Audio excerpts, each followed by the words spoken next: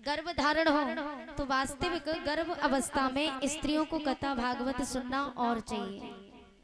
ऐसा प्रभाव संतान पर पड़ता है, बच्चों पर प्रभाव पड़ता है। गर्भ अवस्था में स्त्रियों को ज्यादा से ज्यादा कथा श्रवण करनी चाहिए, रामायण को श्रवण करना चाहिए ताकि संतान पर प्रभाव पड़े। और बच्चों को संभालना ये माँ के हाथों में है।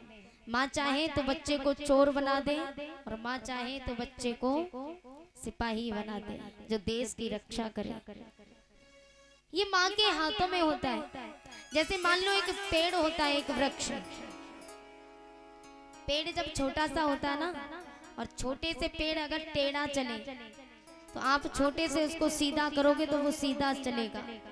और जब बड़ा हो जाए वो, और बड़ा पेड़ होने के बाद टेढ़ा हो और बड़ा हो जाए पूरा, फिर आप उसको सीधा करना, टूट जाएगा लेकिन सीधा नहीं होगा।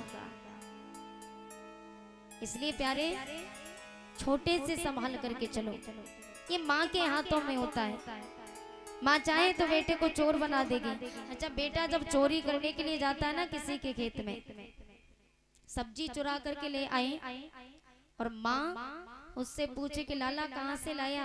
बेटा कहे माँ मैं चोरी करके लाया हूँ। और माँ प्रसन्न हो बोले अच्छा किया तूने, आज सब्जी नहीं थी ना घर में तो आज की सब्जी बन जाएगी। बेटा इतना खुश होता है कि मेरे चोरी करने से मेरी माँ इतनी प्रसन्न है, मेरी माँ इतनी खुश है। माता पिता के हाथों में होता है संतान को संस्कार देना। माँ बाप ही चाहे तो बेटे को अच्छे संस्कार दे सकते हैं। आजकल के माता पिता अब समझाएं भी तो क्या, चलती नहीं है उनकी। लेकिन छोटे से समझा करके चलो, बड़ा हो जाएगा फिर समझाओ तो फिर तो रोना ही रोना है। फिर काहे मूड पकड़ के रोती हो, हाय लल्ला रोटी ना देवे।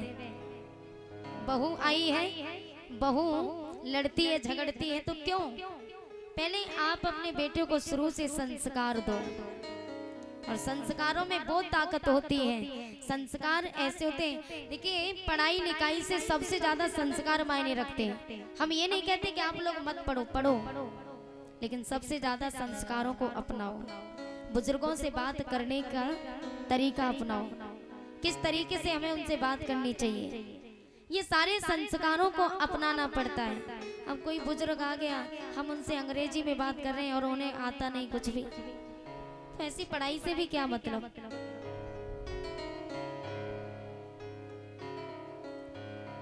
बेटा जब चोरी करने जाता है दूसरे दिन भी जाता है ना, इसीलिए जाता है माँ के कारण। मेरी माँ इतनी खुश हुई मेरे चोरी करने से, कल फिर लेके आऊंगा। कल फिर चोरी करने जाता है और फिर चोरी करके लाता है। धीरे धीरे छोटी छोटी चोरियों से बड़ी बड़ी चोरियां करने लगता है।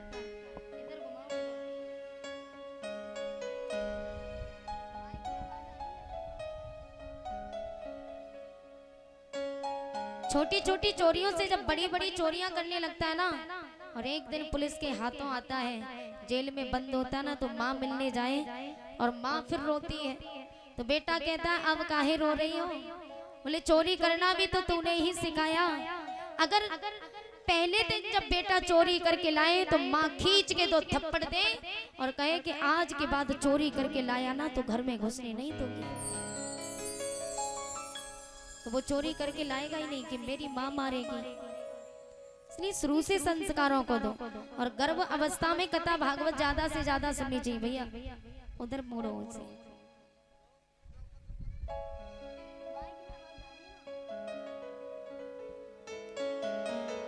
इसलिए जब भी गर्भ अवस्था हो तो गर्भ अवस्था में कथा भागवत सुनो, रामायण को सुनो। और सही मायने में कुछ माताएं हमसे पूछती हैं कि गर्भ अवस्था में पूजा पाठ नहीं करना चाहिए, तो 5 महीने तक पूजा पाठ कर सकती हूँ, उसके बाद पूजा पाठ नहीं करना चाहिए, उससे पहले कर सकती हैं। तो रामायण कथा भागवत सुनो ताकि बच्चों पर असर जाता है, हमारी संतान पर असर पड़ता है। और बेटियों को भी संस्कार दें। आजकल की बेटियां हैं ना, तो हमारी बेटियां भी, बुरा मत मानना, पहनावे पर भी इतना बदलावा है। आप जाकर के मुसलमानों को देखना, अपने जसराने में मुसलमान भी रहते हैं, मुसलमानों को देखना सर से लेके पांव तक उनका सारा बदन ढका होता है। पूरा अंग ढका होगा, लेकिन हमारी भारत की बेटियां हिंदू धर्म में वस्त्रों को पहनती है ना, तो मैंने ये तो देखा था कि गरीबी सुदामा जी पर थी, लेकिन सबसे ज्यादा गरीबी जो पैसे वाले हैं ना उनकी बेटियों पर सबसे ज्यादा गरीबी है।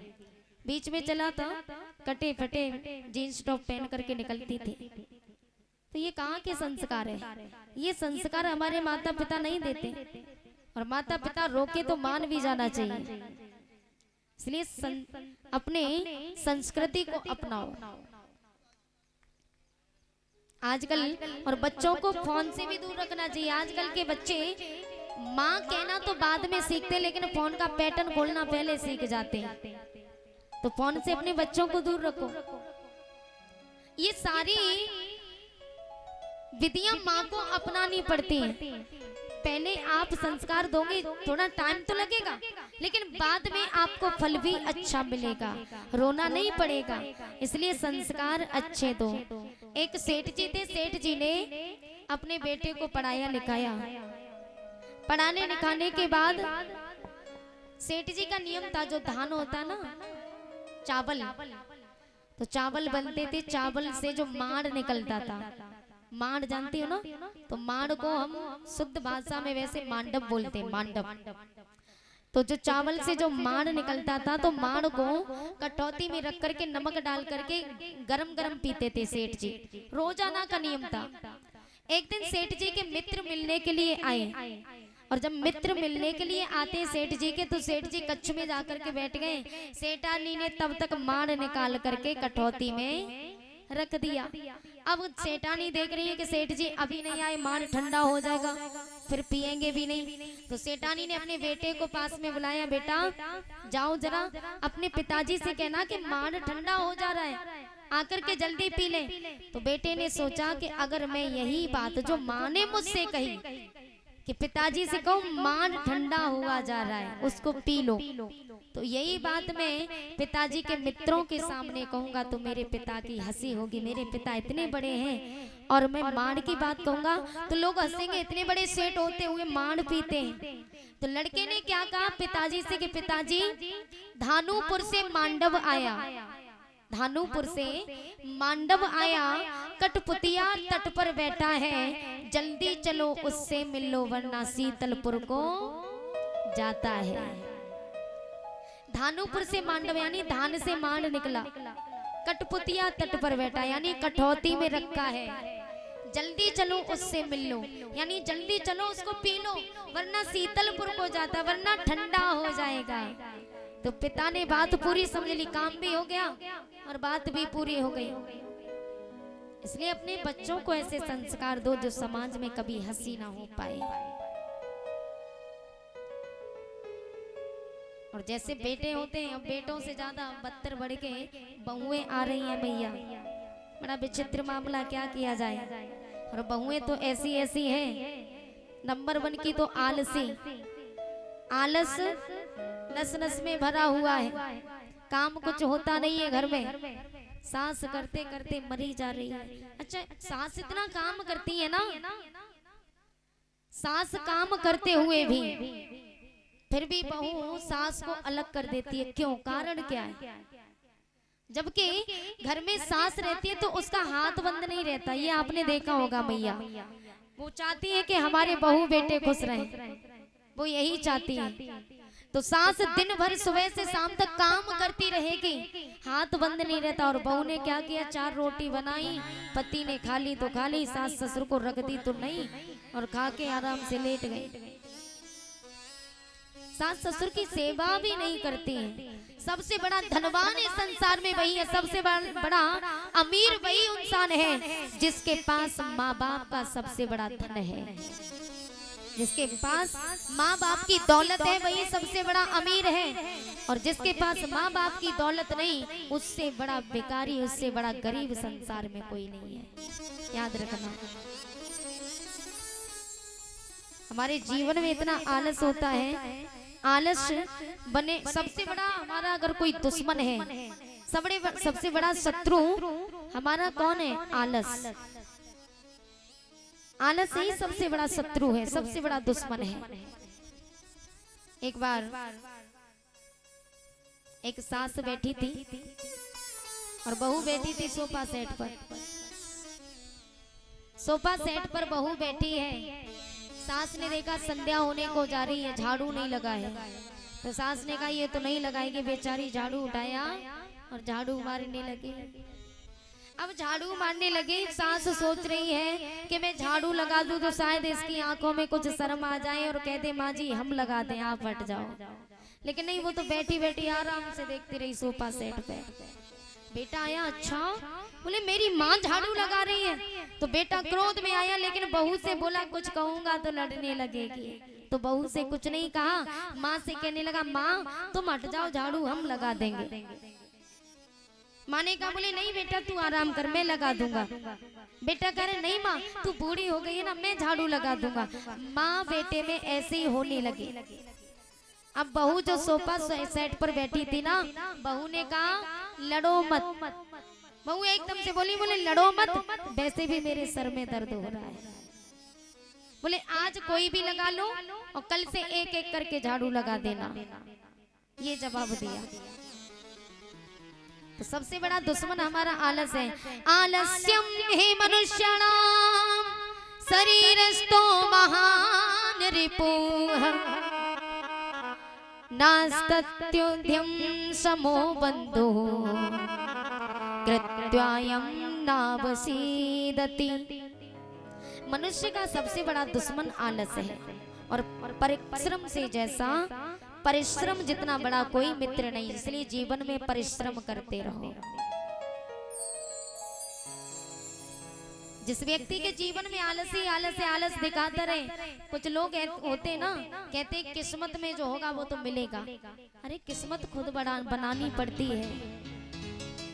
मान लो भगवान ने लिख दिया कि ये हमारी किस्मत में है, आप चारपाई पर पड़े रहो, कुछ करो मत, तो कहां से किस्मत में आएगा। किस्मत भी बदलनी पड़ती है।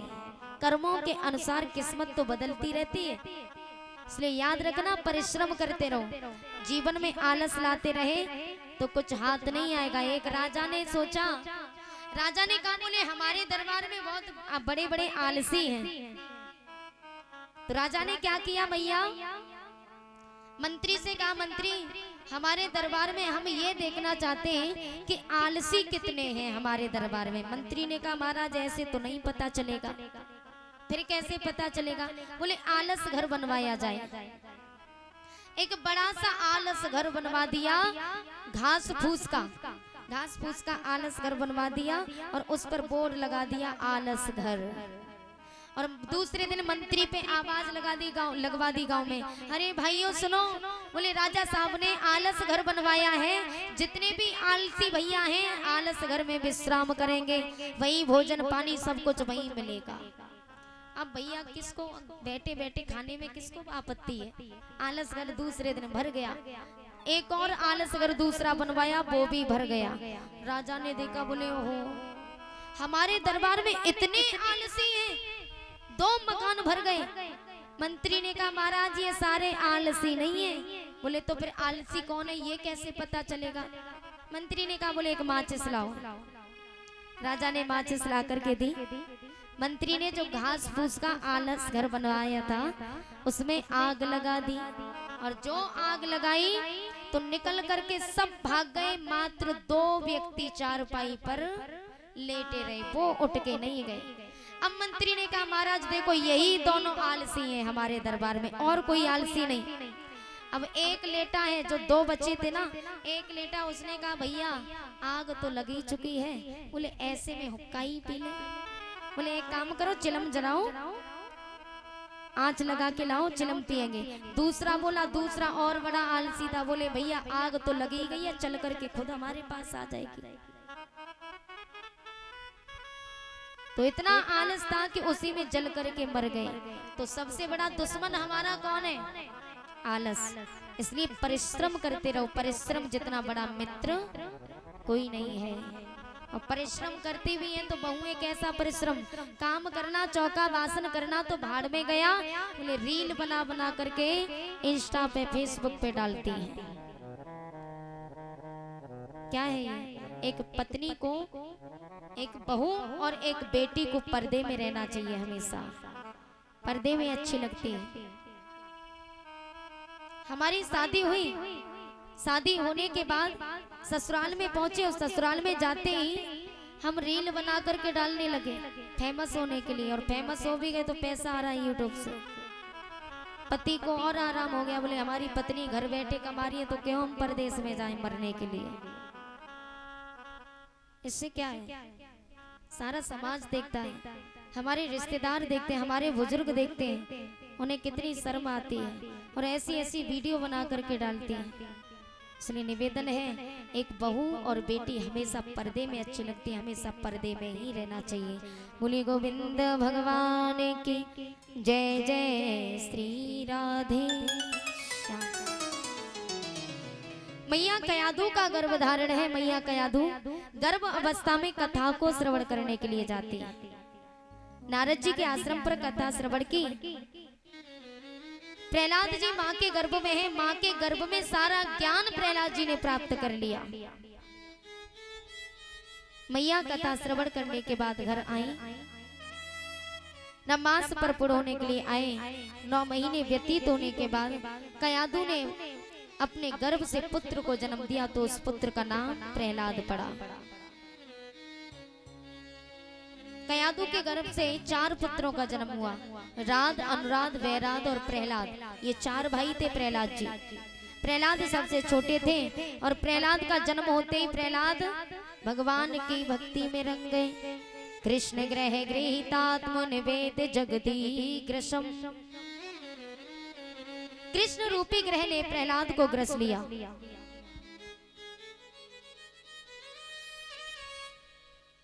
प्रहलाद जी भगवान के परमानेंटली हो जाते।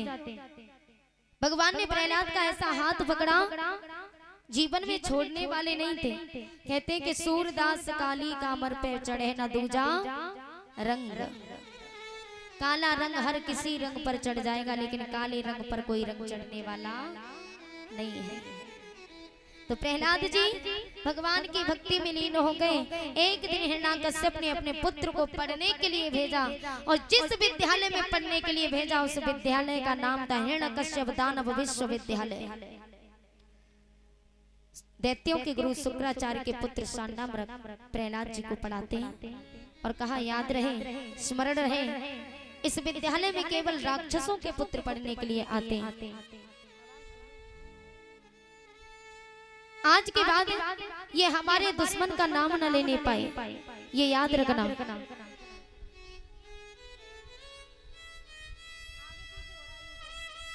श्री राधे बोली गोविंद भगवान की। प्रहलाद जी पढ़ने के लिए जिस समय विद्यालय में पहुंचे तो प्रहलाद जी भगवान के रंग में रंग जाते हैं। एक दिन हिरण्यकश्यप अपने पुत्र से मिलने के लिए गया और शांडामृग से कह के भी जाता है कि याद रहे, ये हमारे दुश्मन विष्णु का नाम ना ले पाए कभी। गुरुजी ने कहा ठीक है महाराज आप जाइए निश्चिंत होके। हिरण्यकश्यप चले गए, प्रहलाद जी पढ़ाई करने लगे। तो एक दिन हिरण्यकश्यप अपने पुत्र से मिलने के लिए विद्यालय में गया। पुत्र से मिला और कहा पुत्र बताओ कितने पाठ याद किए। प्रहलाद ने कहा पिताजी 1 पाठ याद किया। अच्छा 1 पाठ याद भी कर लिया? हाँ। अच्छा तो सुनाओ जरा। प्रहलाद ने गुरुजी की तरफ देखा, गुरुजी सुना दूं? गुरुजी ने कहा, गुरुजी समझे कि जो मैंने सिखाया वही सुनाएगा। गुरुजी को क्या पता था कि कौन सी रामायण सुनाने वाला है। तो गुरुजी ने कह दिया सुनाओ पुत्र प्रहलाद। प्रहलाद जी ने कहा पिताजी तत्साध मन्ये सुरवह्यम देहना सदा समुद्वेग्निद्याम सदेग्रहास हित्वात्मपातं ग्रहे मन्दकूपम् वनं गतो यत्म हरिमाश्रयेत्।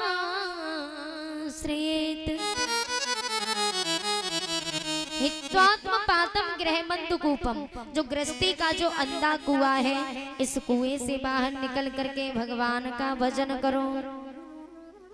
श्रीमन्नारायण नारायण नारायण भज मन नारायण।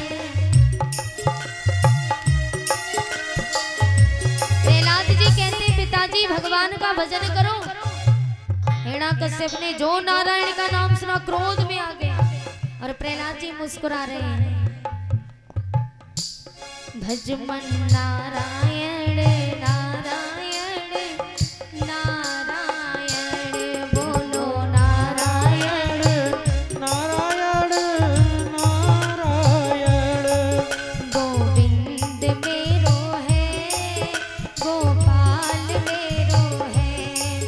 गोविंद मेरो है गोपाल मेरो है।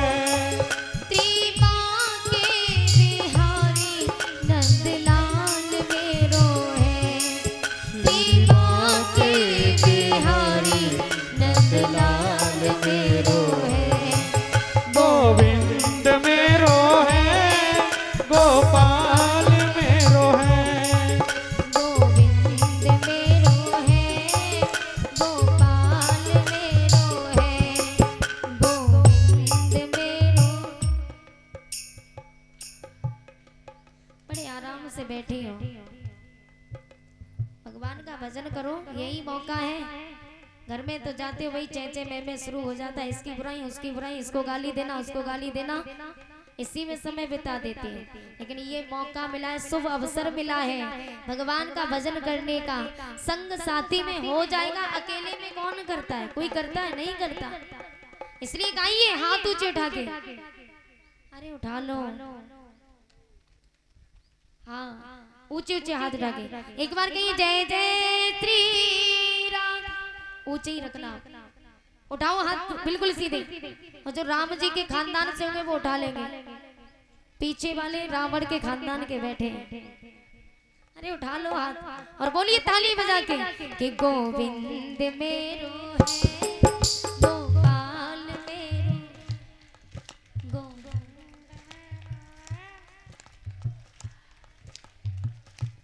श्री बांके बिहारी नंदलाल मेरो है। श्री बांके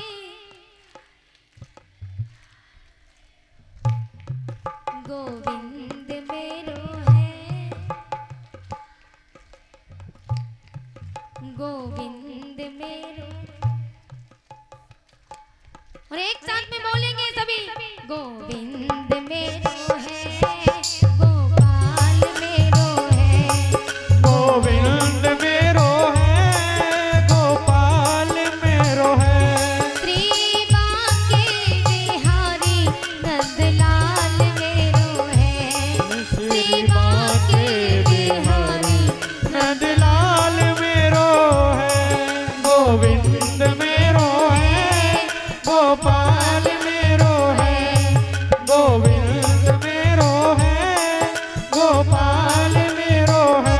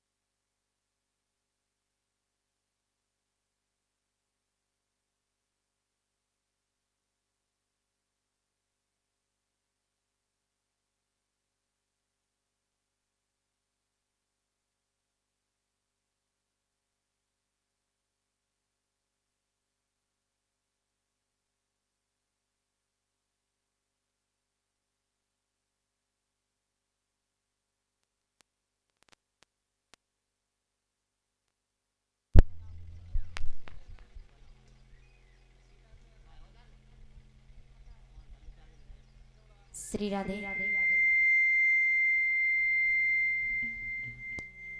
हेलो, बोलिए गोविंद भगवान की। अब आपने इतने बार नाम लिया आप सबने भगवान का, भगवान की लिस्ट में लिख गया। दिन भर में गालियां देती हो ना तो हमारी जिह्वा जो जीव होती है ना अपवित्र हो जाती है। अब इसको पवित्र करना है तो भगवान का नाम तो लेना ही पड़ेगा ना। तो इसलिए हमने सबसे आज बुलवाया और बाद में हमें गालियां देती रहो तो देती रहो, कोई बात नहीं। लेकिन हमारे कहने से आप सबका कल्याण हो, उद्धार हो, तो हम 100 बार गालियां खाने के लिए तैयार हैं। जब स्कूल में पढ़ने के लिए जाते हैं ना, हाथ ऊंचे हम क्यों करवाते हैं? इसलिए करवाते हैं, देखो इसके दो कारण हैं। पहला कारण ये है कि हमारा शरीर है ना, ये 84 अंगुल का है। अगर हमारी बात झूठी निकले तो घर जाके प्रैक्टिकल करना। हमारा शरीर 84 अंगुल का है, और जब हम दोनों हाथ ऊंचे उठाते हैं ना, भगवान का है 96 अंगुल का। दोनों हाथ ऊंचे उठाते हैं ना, तब ना अपना तो 96 अंगुल बैठेंगे। इसलिए ताली हाथ उठा के भगवान के लिए। और दूसरा कारण ये है, हाथ जब ऊंचे उठवाते ना, स्कूल में पढ़ने के लिए जाते हो तो वहाँ हाजिरी लगाई जाती है ना, तो खड़े होके कहते हैं यस सर, यानी मैं प्रेजेंट हूँ। और जो नहीं आता उस पर एब्सेंट लगा दी जाती है। तो इसलिए आप भी कहो कि हम भी आए हैं प्रभु, हम प्रेजेंट हैं आपके दरबार में, आपके विद्यालय में पढ़ने के लिए आए, आपका नाम लेने के लिए, आपकी कथा सुनने के लिए, इसलिए हम भी आए हैं। तो भगवान लिस्ट में सबका नाम लिख लेंगे, इसलिए हाथ उठवाते हैं। एक बार जोर से कह दो राधे राधे। नहीं, जोर से नहीं कहा, हमने कहा जोर से कहो राधे राधे राधे राधे, जय जय श्री राधे श्याम। प्रहलाद जी ने भगवान का भजन करना प्रारंभ किया। अब हिरण्याकश्यप को इतना क्रोध आ गया, प्रहलाद जी को एकदम फेंका अलग और तलवार खींच करके सांडा मृग की गर्दन पर रख दी। बोले कहो महाराज, हमने क्या कहा था? बोले ये हमारे दुश्मन का नाम ना लेने पाए, और तुमने हमारे दुश्मन का नाम सिखा भी दिया, एक पाठ याद भी कर लिया। बोले महाराज क्षमा करें। बोले हमने नहीं सिखाया, तुमने नहीं सिखाया, हमने भी नहीं सिखाया, फिर सीख के आया कहाँ से? तो गुरुजी कहने लगे हमें तो लगता है पेट से सीखा हुआ आया है। और ये बात तो सही थी, क्योंकि पेट से ही तो सीख के आए थे प्रहलाद, सारा ज्ञान माँ के गर्भ में प्राप्त किया। हिरण्याकश्यप धमकी देकर के चले गए। एक बार प्रहलाद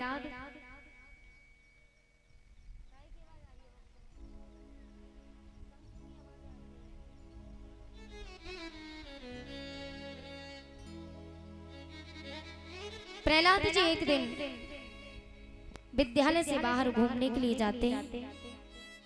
रास्ते में कुम्हारी का घर पड़ता था। कुम्हारी के घर से होते हुए निकले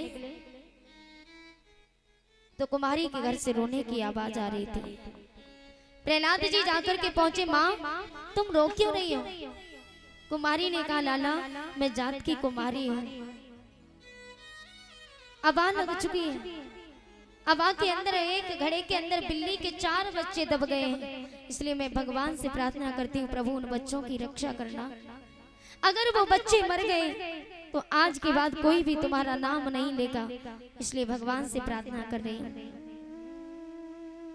प्रहलाद जी ने कहा मैया भगवान का नाम लेने से बच्चे नहीं बचे तो मैया ने कहा लाला अगर ये बच्चे नहीं बचे तो मुझे आकर के सूली पर चढ़ा देना। अच्छा ठीक है, लेकिन अबा कब खुलेगी? अबा सुबह खुलेगी। तो प्रहलाद जी ने कहा माँ मैं सुबह आऊंगा, मेरा इंतजार करना, और जब तक मैं ना आ जाऊं तब तक अबा नहीं खुलना। प्रहलाद जी चले गए और प्रहलाद जी के जाने के बाद मैया को सारी रात हो गई। सारी रात भगवान का भजन करती हैं, प्रभु इन बच्चों की रक्षा करना। सुबह होती प्रहलाद जी जैसे ही पहुंचे तो मैया ने अबा खोली। अबा के अंदर सारे घड़े पक जाते, मात्र एक घड़ा कच्चा रह गया जिसके अंदर बिल्ली के 4 बच्चे हैं। और जैसे ही मैया ने वो घड़ा हटाया तो बिल्ली के 4 बच्चे निकल करके भाग गए। अब तो मैया भगवान के चरणों में गिर गई। धन्य है प्रभु आपकी माया। हे प्रभु मुझे बता दो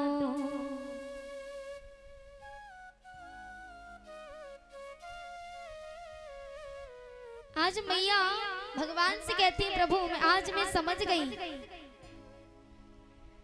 कि हे प्रभु मुझे बता दो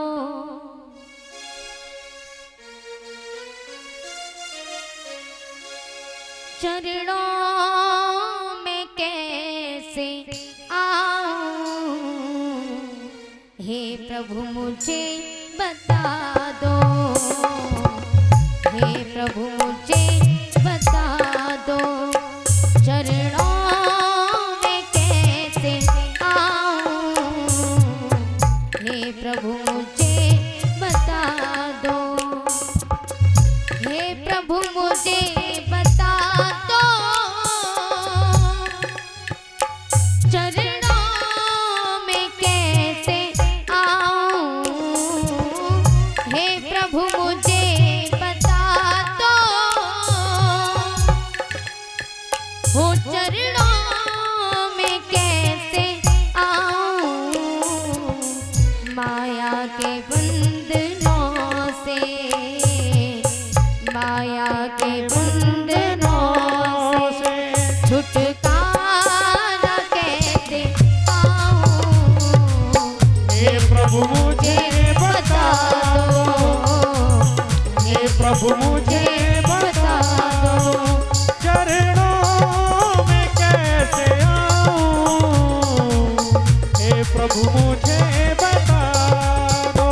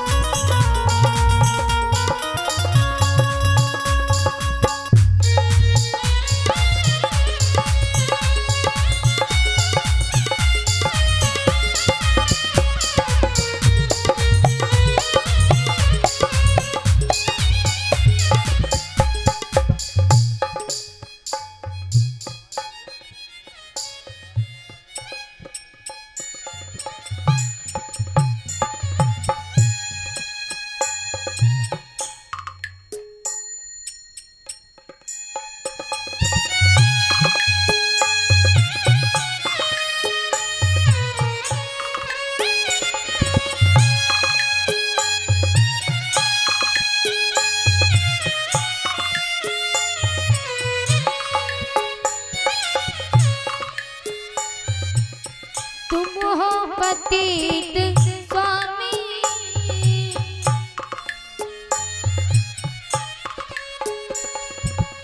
आज भैया कह दूं, भगवान के चरणों में गिर गई, प्रभु में समझ गए। आज समझ में आ गया कि वास्तविक प्रभु में प्रभुताई है। मैं हूँ पतित स्वामी, तुम हो पतित पावन,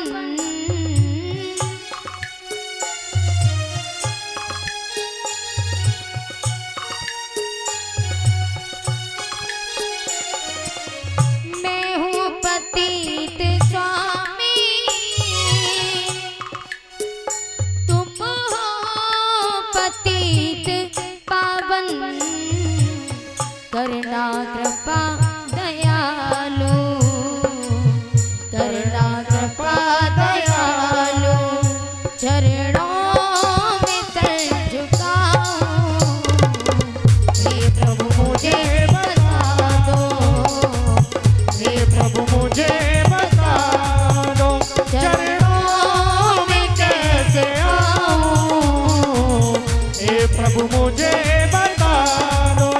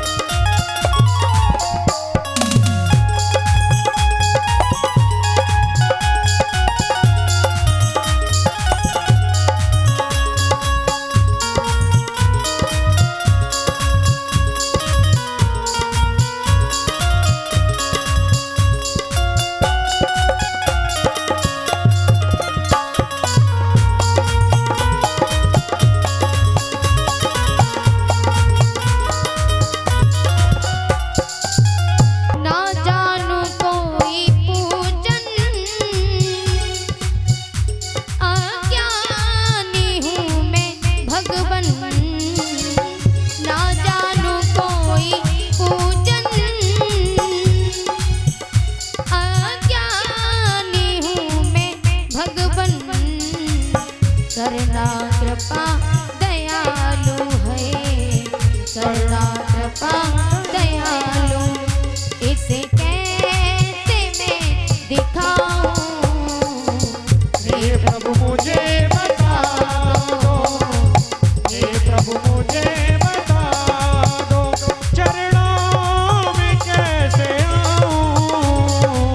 हे प्रभु मुझे बता दो, हे प्रभु मुझे बता दो, चरणों में कैसे आऊं। हे प्रभु मुझे बता दो, चरणों में कैसे आऊं। हे प्रभु मुझे